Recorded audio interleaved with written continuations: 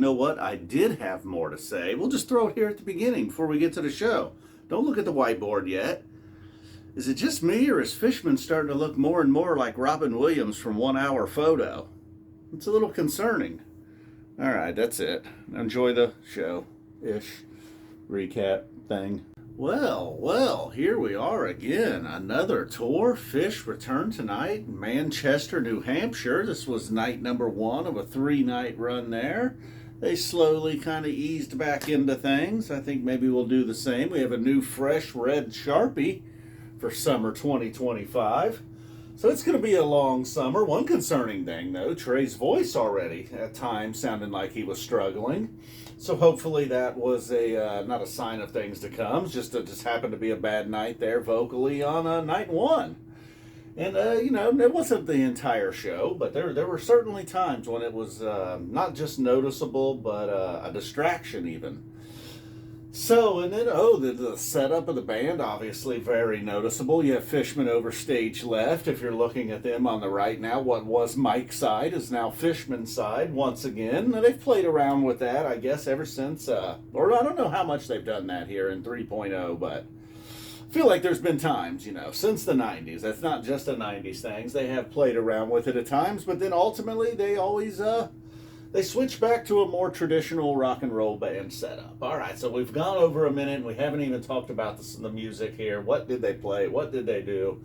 Well, you see a lot of familiar favorites here. A mostly 1.0 set here. 46 Days getting in the mix. So even though it was like an old throwback set, it was very familiar over the last few years. You see Moma Dance, Back on the Train, Wolfman, Steam from the Bottom.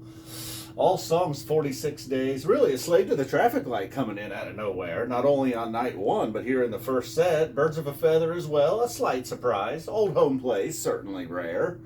But other than that, just kind of more and more of what we've gotten over. And we've already had a sample earlier this year in Mexico. The 8 shows back in April. So I guess just, the theme from the bottom, though, I'll say if these 3 here, they just kind of they're getting their feet wet a little bit. They can play, those were all nice. They can play those pretty much any time. And there's probably 1, 2, 3 as far as if I was going to rank them. Wolfman's getting the gold out of those 3. But then they tried some stuff here on Theme from the Bottom. They're finally starting to get a little loose. Not that it was great or anything, but it was nice to see a little bit of a improv jam section there in Theme out of nowhere. And then they go back into here a bluegrass, and then, all right, let's get back to something familiar that they could play just rolling off the bus on night 1. A lot of those songs, really, at least 5 of them, 6 even, Slave, another one.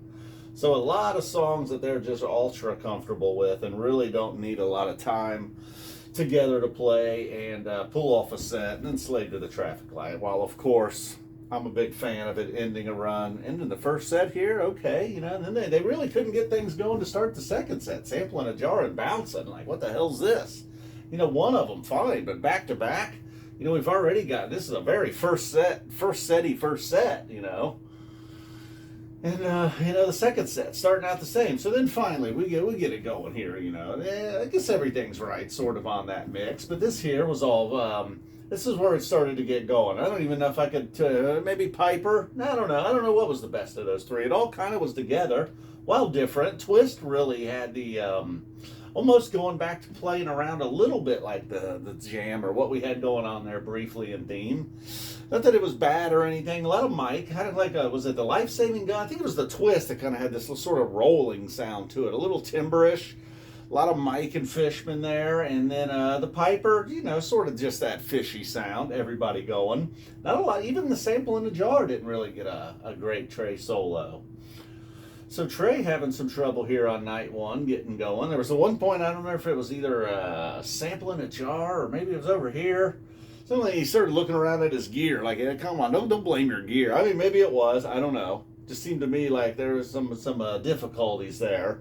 Maybe it was technical difficulties, actually. I should cut him some slack.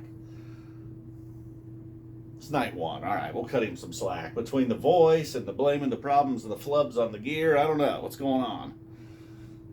We have to rescue our guy. All right, no need. Everything's right. Okay. It's an odd choice, but all right. That one's still staying around, obviously. It's not going to ever forever be shelved, apparently.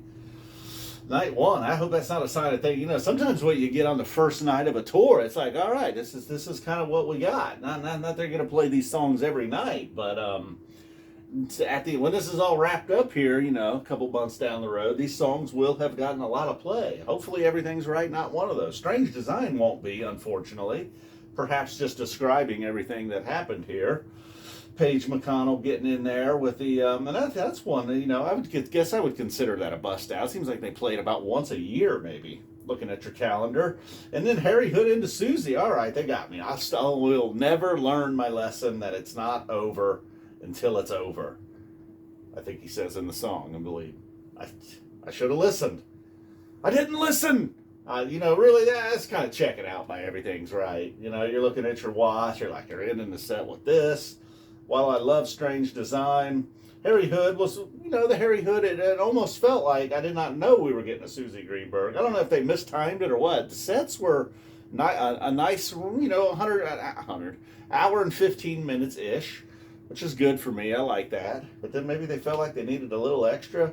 Some nights when the shows aren't great, they just start piling on songs. That's going to make things better.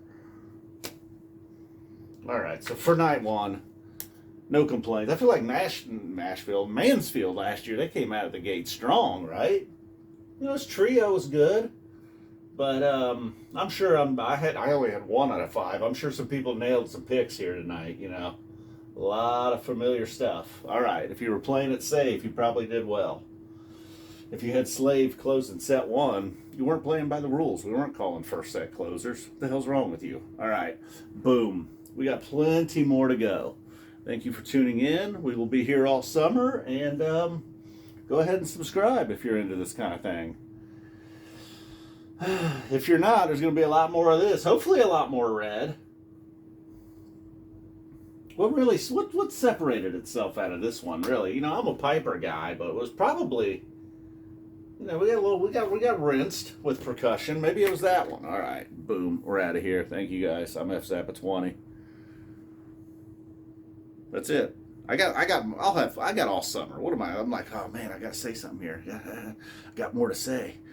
I ain't got nothing to say. Love you guys.